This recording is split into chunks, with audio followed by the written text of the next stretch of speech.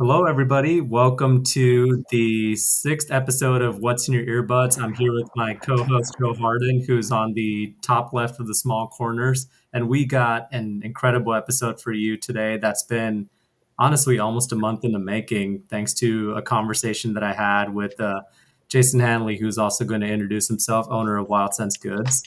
Uh, and we're really excited to have this conversation. We have some amazing stories for you here today, and we have some amazing music to talk about, and really excited about it. But before we dive into this, I want to take a moment to thank everybody for listening to the Everyday Athlete Podcast Network. We have 7 amazing shows. We have a fireside chat coming up for you tomorrow night with Pat Spencer. So be sure to tune into that. We have on the 19th, Joe, you have a Beyond the Finish Line episode coming up with Simon Hollis. Yeah, yep, yeah. I'm Uh, excited to have him back again. Hopefully, this time no internet problems. So I'm excited to yeah, chat with him. yeah, it's crazy how many conversations we have across the pond. Every once in a while, you're going to have the internet problems, but thankfully, we've got everybody here today and in good internet shape. And I'm excited to dive into this conversation. So the way this is going to go is I'm moderating, and we are going to hear some great stories tonight. And we encourage everybody who's on our platforms, whether it's Instagram, Twitter, YouTube, we can see your comments. So go ahead and leave them, and we can get them to our guests, and they'd be happy to answer your questions after the conversation as well. Just so you know, this is being recorded on Monday live right now, and it's going to go on podcast on Friday. So without further ado, let's dig right into it. We got our co-host Joe Harden on the top left. On the top right, we have Kenneth Anderlich, who just told his story on our website, and he's with this crew.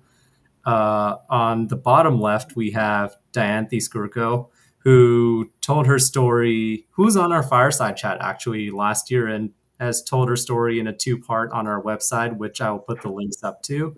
And then on the bottom right, we have, as I said earlier, Jason Hanley from Wild Sense Goods, who also told his incredible story of business, entrepreneurship, and endurance sports. Grateful and happy for everything on our website. So now I'm going to start this conversation off by opening the floor to all of you, starting with you, Joe. The first question I have for all of you is going to be about just talking a little bit about your sobriety journey. So let's start with you, Joe. Okay. Well, I'm Joe. Obviously, sober. I'll be 5 years December 1st, 2019. That was the last day that I picked up a drink or put any pharmaceutical in my body.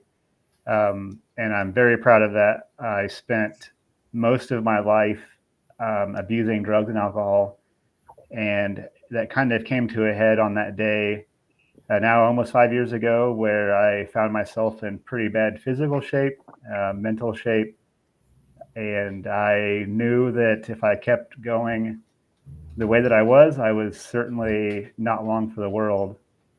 And I got sober in the height of COVID, which was really difficult. And about a year into my sobriety journey, I found running, and the rest is kind of history. Um, and yeah, I'm just proud to be a part of this group. It gets me so excited to be in like another group of like sober people, because kind of like what said when we were talking a little bit ago, it's nice to know that you're not alone in this struggle, um, and to have other people that you can relate to, even though like maybe our stories don't follow the same path. It's really exciting, and it means a lot to me that other people will share their journeys with us. And I'm just proud to be a part of this panel. That's just a little bit about my sobriety journey, and I'll pass the mic. All right. I'm going to turn it over to Kenneth now to talk a little bit about your journey. For those of you who don't know, Kenneth's journey was just published on our website last week as well. And I'll post the link for that as well. But I'm going to turn it over to you, Kenneth, and also would love for you to have your crew give a brief introduction of themselves as well. Yeah, why don't y'all give an introduction of yourselves and say All right, I can go first. I am Ken's crewmate, Steve Carter. I just celebrated 5 years sobriety on the 7th of September. Nice. Nice. And Yeah. man, this mission is very special to me, and I'm glad to be here supporting Ken through this journey. Hey, my name is Roel Gonzalez. I'm the other crewmate for Ken. Um, I don't even, I lost count after 10 years, but I haven't touched cocaine for longer than 10 years. So, Nice. Um, and I'm Ken, and my sobriety date is December 4th of 2015.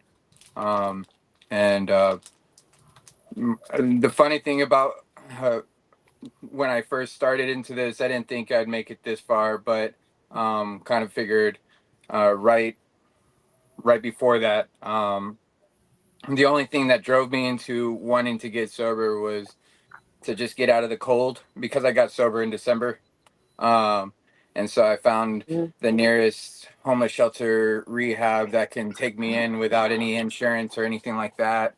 And I realized how tired I was. And through that, all through the experience of being homeless and going through prison and going through jail and all those other places, um, that, I was so used to being in a place where you would never find any love or any sort of place where you can call it home until I actually got to that homeless shelter where there was actually individuals who started loving themselves with days and weeks of sobriety, and I thought, man, that's what I wanted. And then lo and behold, I found other places that most people would probably look at, like, a homeless shelter or a sober home or a halfway house or whatever, and be like, I have no idea how you would ever find love in a place like that. But it's that attitude of gratitude wherever you go, with that perception of wanting to find a better life for yourself. It's not so much as a place as who you become that you get to that place, and then it's that perception that you take on. And so I guess that's what brought me here today in this RV, right? Because obviously I'm in a place where I want to experience the love from this trip. I want to experience the camaraderie from this. I want to be able to experience sort of what the adventure takes me, and that's it. And so there's no other better place to be than with these two guys, um, sharing some miles and trying to get back home from here All together. right. I'm going to turn it over to you now, Dianthy. Excellent. Hi. So sober is not even a word I use. So I'll be honest about that. I don't use that word. Um, I had a decade-long heroin and coke addiction, and I think my sober date. I think it's my. I'll just say my sober date's in November of '93, and my sobriety lasted. Um, so I've not done heroin and I've not done coke and not done meth since then. I guess you could say I'm sober from those drugs. I do occasionally drink wine. I started drinking wine in like 2003, wine tasting kind of stuff. I'm not a big drinker because I run too much and alcohol doesn't suit that need. Um, I did not do the traditional going to rehab when I quit doing drugs that I should have because I did not have tools that I now, as an adult, because I was in my 20s when I quit, I now understand there were tools that I did need to learn. But I have learned them now, and I have been in therapy since I was 25 or 26, which is also when I started running. So quitting drugs, therapy, and running were pretty much all in the same month in 1993. So I could go on and on, but I won't because I know we have limited time. Yeah, it's unfortunate with the limited time. Like what everyone has said so far, you just really can't. It just does not do their stories justice. There's just so much to dig into with everyone's histories and stories, and um, Yeah, I'm glad we have the stories on our website for everyone to look up after this because there's just so much to dive into, including your fireside chat. Is a good place to start. Mm. So, Jason, I'm going to turn it over to you now. So my sobriety date is August 6th, 2018. And I had to look that up. I don't look at that every day. To me, it's just, this is another chapter in my life. But on that day, I woke up and didn't know where I was at again. Things had steadily gotten worse and worse with my alcohol use. And I was at a point, I had already been to AA over the course of a few years trying to figure it out and just couldn't quite get things dialed in. And I would always go back to drinking. And on that day, though, I woke up and I realized the only thing for me from there was I was either going to die or I was going to end up in jail. I didn't know what was happening. Like every day I was drinking, and it had to end. And I was really fortunate that I had already found running, and that has been something that is central to me and like kind of my purpose and my drive and my passion, right? So that was already in my life, and if I didn't have that, I don't know if I would have made it much further in that sobriety journey. But that's the day I decided I didn't want to go back to that, and I've kind of, just moved forward every day since then.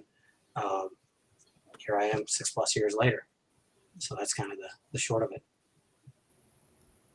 Well, I appreciate everybody for being open and vulnerable with their stories and introducing themselves. Like I said, so much to dive into. I'm glad we have everyone's stories on our platform, which I will happily reshare because I know that there is somebody out there who's looking at those stories and those blueprints and finding somebody that they could be, finding somebody that they can align their own journeys with. Um, so now I want to dive into the topic of every episode of this podcast, which is music. So I asked everybody to bring up like music that. So the way I describe sobriety music is either music that is actual music about sobriety, either music that is that maybe music that was critical during your sober journey, maybe music that has helped you overcome something. It has a different meaning to all of us, and I really appreciate everybody taking the time to pick a song. Before I start with Joe and ask him what his song is, I am the moderator, but I will quickly say that I am 3 years on my sobriety journey, and if I had to choose one song, it would be "Go the Distance" from Hercules. Um, that's I my sobriety journey aligns with my ultra running journey, and ever since my first 50K, I have been listening to that song. So "Go the Distance" has many meanings for me, and I'm hoping to get songs here that have different meanings to all of you. And I'm going to go ahead and just turn it over to Joe and ask you, what is your song? Yeah, can I start by saying something? I'm honored to be. I mean, what are we talking here? We've got 50 or so years of combined sobriety. I mean, if not more. So I'm just honored. Yeah, That's good. yeah. So there's like a ton of sobriety in this, and it really gives me hope. And I hope that maybe others will see this. And when they start adding up, there's like well over 50 years of sobriety here. That brings me joy. I just want to start by saying that. And my sobriety song, what's weird because I listened to it when I would be drinking, and then it hit even different when I was sober. Was "No Words" by Cody Jinks. I listened to it for different reasons. I used to listen to it because I was drunk and sad, and then I listened to it when I was, going through early withdrawals and like kind of the pain of early sobriety, and it meant something different then, and now it's even 5 years. It means something completely different. It's like it kind of reminds me what I went through and kind of how much I've emotionally and spiritually matured since sobriety. So that's "No Words" by Cody Jinks. It's a beautiful song. I went through like a country western phase. I still love that stuff to this day. So it's a really, really good one to listen to, and kind of a good reminder of the struggles and how I'm moving forward. And so yeah, that's my song. Kenneth, I'm gonna turn it over to you and your crew. Okay. You want to go first? You want me to go first? Yeah. All right. For me, it's "Dear Alcohol" by Dax, and hopefully I get some head nods that people have heard that one. But man, the first time I ever heard it, like it brought tears to my eyes, and I was just like, it really resonated with me. So I would say that's definitely my sobriety song. All right, turn it over to you, Kenneth. Okay. Yeah. Okay. I was trying to look up the last song that I've been listening to, but if we're going off the concept of what sobriety before, I'm just like, thinking of the first thing that comes to my mind before I got sober was listening to Nine Inch Nails' "Hurt," and even to this day, I still listen to that. I think it's because I continuously always put myself in a position to find myself in these painful positions, and it's just I think there's a lot of triumph and experiences and lessons to be learned when you put yourself through some sort of pain and you're able to get through it and then move on through it. So yeah. I like to call that elective suffering. But just like the way Joe was saying, my song is "Cocaine Country Dancing" by Paul Cathin or something like that. It's got a pretty up tempo beat, so if you're a fast runner, it'll get your heart moving. And I kind of had a different sense of jamming out to it back then versus jamming out to it now. And that's in what's in my earbuds. I'm gonna nice touch with the "What's in my earbuds." I love it. Yeah. And and by the way, these all go on the Everyday Athlete podcast playlist as well. And Jason and I, which we could talk about more at the end, have talked about starting up a sobriety playlist as well. So, Diantha, I'm going to turn it over to you. Okay, thank you. So I chose mine. My song is from the band X, and it's Los Angeles is the name of the song. And I chose this because my drug addiction was all based in Los Angeles, and my career sort of led me to drugs. It was something I just could not get away from. And I had this whole group of friends who were all damaged in the same way I was and doing drugs with me. And we were all very tight. And, everyone's overdosing and some people are dying. And it was just getting really crazy. And so that song, although X was a band we were listening to during our, drug years, when I listen to it now, it still makes me really, I get really pumped because if you listen to the song, it's, she had to leave Los Angeles and, she found it hard to say goodbye to her own best friend. And when I hear it now, I think of my own best friend who overdosed on heroin 10 years ago. And what a bummer that is that she never came out of that, and that I did leave Los Angeles and I got away from all of that and literally started running, within 21 days. Didn't know what I was doing, but found myself running on a trail. So I can say in that year, which would have been 93, had I had earbuds, that would have been the song I was listening to. Yeah, but it's in my earbuds now. Jason, I'm going to turn it over to you. Diantha, I'm really sorry about your friend. Oh, thank you. Thank you. So whenever I was kind of thinking of these songs and everything, I typically lean toward a lot of like punk rock and things like that. But oddly enough, the songs that came to me in my journey kind of shortly after getting sober, and the songs that really motivated me both when I would run and when I was thinking about that journey and how I was moving forward, was Florence and the Machine. Florence Welch is sober herself, and the song "Shake It Out" is the one that really lyrically, like, I kind of focused on, that always caught me with one of the lines is "It's always darkest before the dawn." translates into both of these subjects. They say art imitates life, right? Like in some senses, like that line both came from life as well as running at the same time. If you're big into ultra distance stuff, that's the hardest time in a race often. And it's hard to dance with the devil on your back was like quite a literal line as well that you really have to be there to understand. So the song goes on from there, and just the whole thing from beginning to end really motivated me and made me think deeply about what was going on and what I was doing. So yeah, that's it for me. I appreciate everybody for sharing their music, which will all go on the podcast playlist. And also just appreciate everybody for their vulnerability in having this conversation. It really does mean a lot to me. And like Joe mentioned earlier, I am also honored to be a part of this group and a part of this conversation.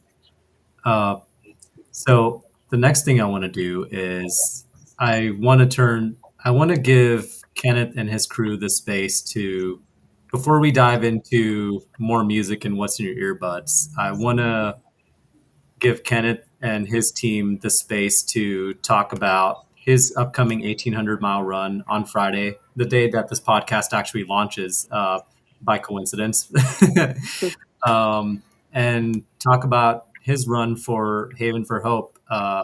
Before I turn it over to him, I interviewed Kenneth a couple of weeks ago. I didn't know the guy until I started a chat. Jason connected us, and I just want to say I love what you do for. I just love that you do something for a cause. You pay it forward and you live by those principles with everything you do, and it's absolutely an honor to help out however we can. And I'm excited to turn this over to you now and let you talk about why you're running from DC to San Antonio. Okay. Do you want to? So these two guys, obviously, Roel and Steve, have been part of this journey from before.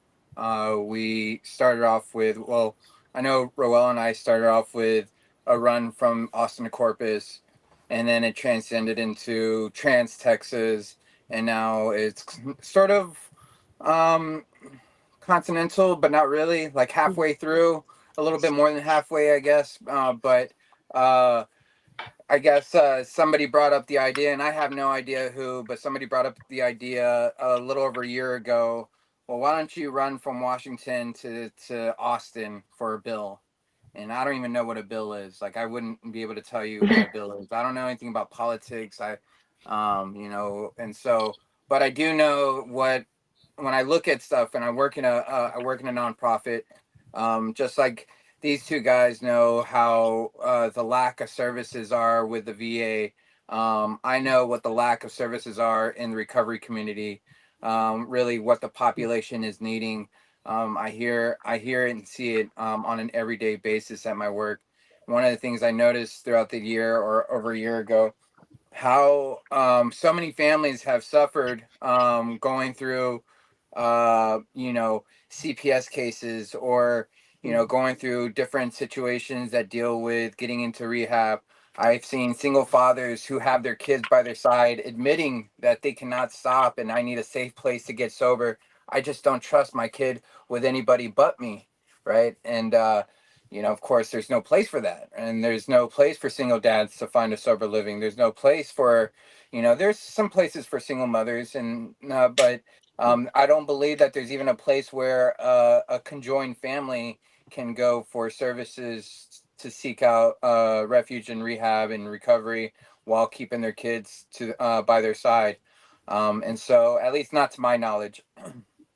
And so I brought this idea up a little over a year ago. And of course, I asked these two guys again, like, if this goes down, are y'all willing to sign up for this? And tell you, like, the last journey really took a lot of energy from all of us, right? It's a lot to ask for, whether you're asking some retired veterans or not.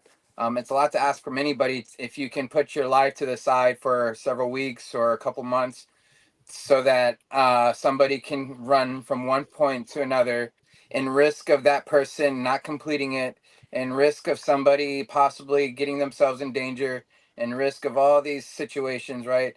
And to find that commitment, it's I really found, I'm really lucky to have these two guys by my side and to be committed to a cause like this and to see something like this kind of blossom into what it is today. Of course, there's a heavy community that's behind all of this, and there's three nonprofits that are supporting this. That's Lifetime, Haven for Hope, and I believe Pay It Forward, and they are working all together and unifying this program to ensure that we have this in place sometime in the future for families to seek refuge, whether you're a single dad, a single mom, you're a whole family together, but to have a dorm where the kids are able, well, mom and dad or dad or mom are able to go to rehab, go to classes, go meet up with their case manager, obviously hold them accountable in some sense, right? All these things, right? But the kids are able to live their lives like nothing's really changed other than being in a dorm, right? They're able to go to school. They're able to, go outside and do their thing and still come back home to their parents. The parents are able to raise them while they learn how to get sober at the same time without taking that element away from them and expecting them to already learn that when they come back from whatever facility that they got sober from. And so I think it's something that is progressive, and it's very scary to think that sometimes at some point somebody's going to get sober and of course learn how to be a parent at that same time. Like, I'm going to relearn how to be a parent on my first day of sobriety. It's kind of a scary thought, but so is running across America as well. So I mean, like, I feel like at some point, there's a little sense of bravery that comes behind this program, no matter what the outcome is, no matter how it starts off. I find a lot of bravery and I appreciate any parent that can see themselves really changing their lives for the better, all while coming to that vulnerability of, I need help, I need to do this. I guess to say I'm not a parent myself, but I can think that on some level there's got to be some sort of humbleness to come to a program and say, I still have my kids and I need help. Please teach me how to be a better parent. Please teach me the ways on taking care of my kids, because I mean, I don't know what the next step is after that. And I'm hoping that this program will be able to accept individuals like that with no judgment, nothing but love, nothing but care, all acceptance, and just being able to take that all in for whoever it is, right? And these two individuals are both parents. They are both, in their own right, recovery, and of course, they're mentors to other individuals in this community as well as trying to balance out that parent athlete professional life altogether.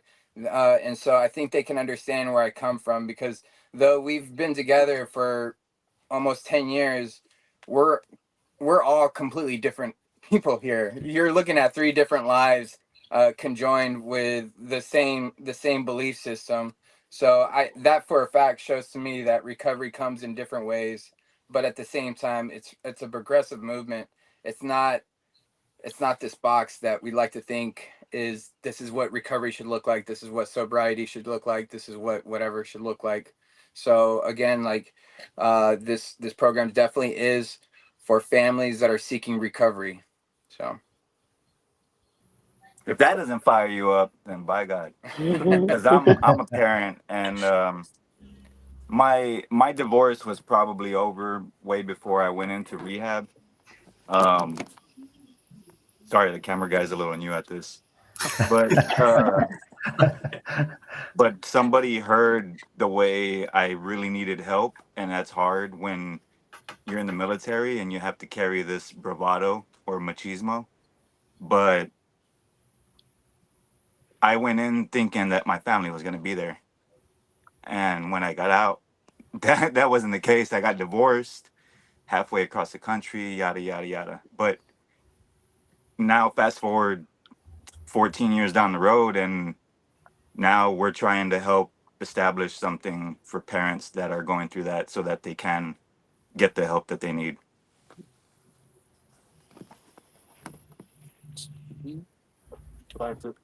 Yeah, so I'm a father myself, and one of the main reasons that I did get sober from alcohol was for my children.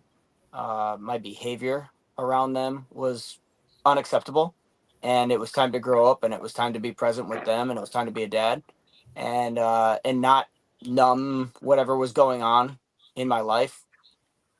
So I got rid of it and move forward. And that's why this is so important. You know, I'm by Ken's side. I told him from the beginning, you know, I'll be there the entire time. So here we are. Let's get this thing started. Yeah, for real. Let's get it started. I feel like it's every day feels like forever. Like, Oh man, I can't imagine how this. Yeah, I can't even imagine how this week is gonna feel for you, man. uh, well, Jason, I know you wanted to share. You had a second song that you wanted to share that you dedicated to Kenneth and his crew. I did, man. So one thing, this little kind of story goes with this song. I met Ken. We were pacing a friend at a 200 miler together, and I met him, and you know we were both on that same sober journey, and we went through all that. And then a little while later, I actually went out with my wife for a weekend to San Antonio to just do some trail running. The trails out there are way cooler than they are around Houston. And I really got to spend some time with that entire community there in San Antonio. That there's a real community of both runners and sober runners at the same time. That we don't quite have it like that here, and I think it was really unique and special. And it just blends right in the whole community there within San Antonio, and it made me gravitate back to the song from the Bouncing Souls, "True Believers." If you've ever listened to the song kind of from the beginning to end, that song is about this really unique, tight group of friends and how they stick by each other's side. But the song, in a way, just really resonated to me, not only with like Ken and Roel and Steve, but the entire community that was there. And anytime I hear that song, those are the guys that I'm thinking of. And I'm really, really privileged and honored to call them friends and to get to help out with this in any way I can. Yeah, well, thank you for that. We'll see you in a few weeks, and we'll definitely jam that song. Yeah, we will. Heck yeah, man. I'm downloading it right now, Jason. Oh man, you guys, somebody's got to get a story of that on Instagram or catch a video of that because that's going to be iconic. So again, Kenneth, your crew, I appreciate, and Jason, I appreciate you all talking about Haven for Hope, the 1,800-mile run, and your respective stories. And I might have said this a million times by the end of this conversation, but appreciate your vulnerability. Also, I love dogs. Wait, where's that? Which one is that from? Is that from yours, Kenneth? The dog? Yeah. No. Is that you? Yeah. Mowgli in the other end of the house. Yeah. That's I think I've seen Kathy's golden pictures of doodle. Mowgli. Mowgli's adorable, man. Yeah. I love that name too. We love best running buddies at Run Try Mag, so don't forget to submit a best running buddy. Oh, I have to do that. I'll do that. Oh, please do. All right, so now I want to shift the conversation back to what's been in your earbuds recently, because even if it's not music, it could be like a podcast, it could be like an audiobook. Like there's always like, and it might not be on the run, you know, but there's always like some sort of like beat to our life. I feel like Joe described it best from a song from Cat Empire. We still have no idea who submitted that song, but they say something. There's a lyric in that song that says like music is the gateway to our souls, and that line has stuck with me, and I think is a driving force behind what's in your earbuds. Also, having found out that Joe was listening to a metal song while mowing the lawn, so you. So, I mean, I guess I'll start. I'll just quickly say that recently I'm on the last couple of weeks of training for Moab. Some of the runs have been absolutely brutal, and I mean, as Kenneth and I talked about, like you could do 1,800 miles or whatever, but that doesn't mean a 5 mile run is not going to be hard, you know? um, so I've been jumping. I got a audiobook on Audible, and it's Beyond Possible by Nims Purja, based on his 14 Peaks documentary. I'm a big fan of Nims and his work, especially for Nepalese mountaineers, especially because he's a mountaineering Forrest Gump who saves lives and pays it forward. And yeah, I've been listening to that audiobook on a lot of my long runs and some of my runs when I'm not spaced out in a meditative place. But that's what's been in my earbuds recently. I'm going to turn it over to you, Joe. What's been in your earbuds? Well, I'm almost finished with Elliot Matson's Henry Handsome Chronicle. It's fantastic. It's kind of like Coen Brothers meets Western. So it's like, and he like narrates it. He composes all the music. One of the most talented people I've met. And then I've been going back. So same thing. I'm on my training week. I'm on peak training week for my 100 miler, and I've been diving back into new metal. So like I've been listening to a little bit of like a lot of Deftones lately. Yeah, I love Deftones. Like it always has a place in my heart and playlist. And I kind of went through some like only $3 Bill Y'all by Limp Bizkit when that album came out. I was a very angry teenager, and it translates so well to a 40-something-year-old me. So a little bit of new metal's been hitting lately, and Elliot Matson's audiobooks. If you ever get a chance and you want to listen to a Coen Brothers Western thing, it's called Henry Handsome Live and Die by Elliot Matson. Great audiobook. So. Joe, I can just picture you mowing the lawn or doing woodwork. Joe is a talented woodworker, but Joe is woodworking, by the way. I could picture him listening to $3 Bill or Counterfeit or one of those songs. Doing that. Also, quick shout out to Joe. He's doing his first 100 miler, and I think it's like in a month now, right? 3 weeks maybe. Yeah, 27 days. Yep. Yeah, he's doing the Indiana Trail 100. Nice. All right. I'm going to turn it over to Kenneth and his team. What's been in your earbuds recently? I go first. Yeah. For me, in my earbuds, I'm a big fan of Beartooth, and they have a song called "In Between." And I will just, I was on a bike ride the other day, and I sat up, and we had a chase van behind us, and I was just dancing like crazy. Unfortunately, they didn't get it on video, but that's not why I did it, so that's okay. It was jamming from our motorcycle pace vehicle because I had put it on his playlist for that day, and yeah, it just it sets the tone, it puts a smile on my face, and I can really just rock out to it.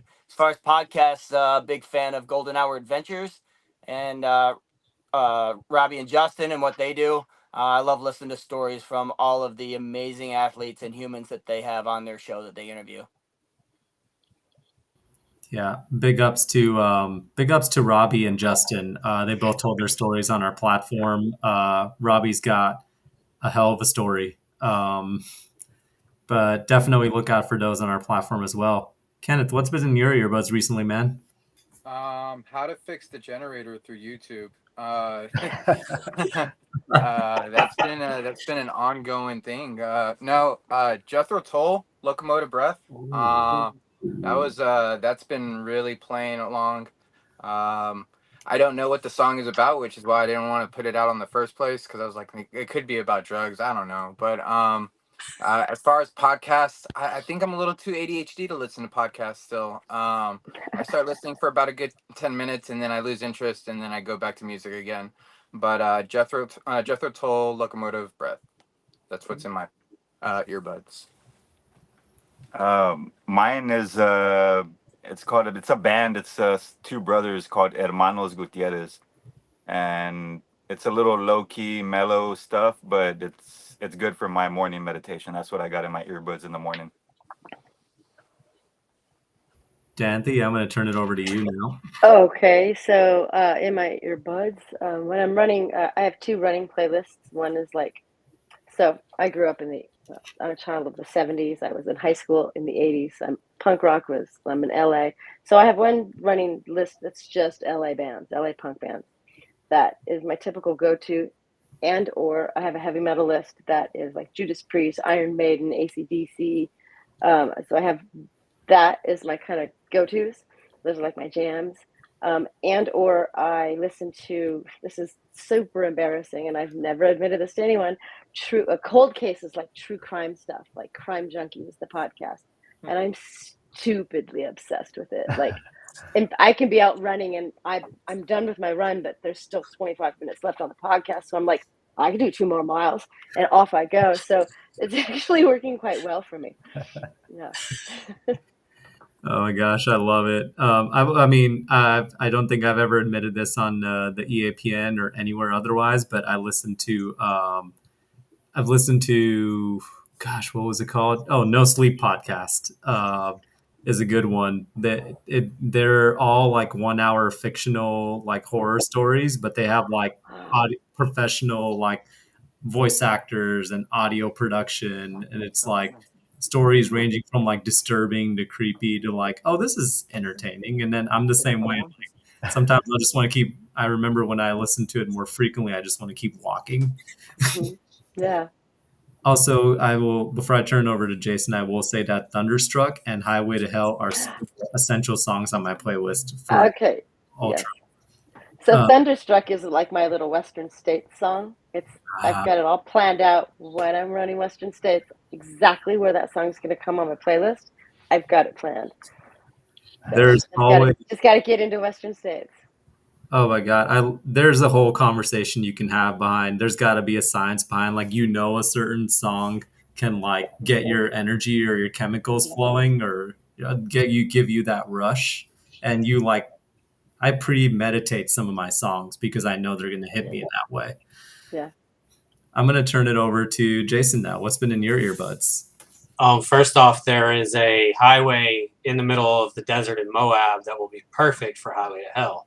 Yep. That was the one we played when my wife was running it. Like, it hit me. I'm like, this is it. This is the place right here. You know, that's exactly where I'm starting it.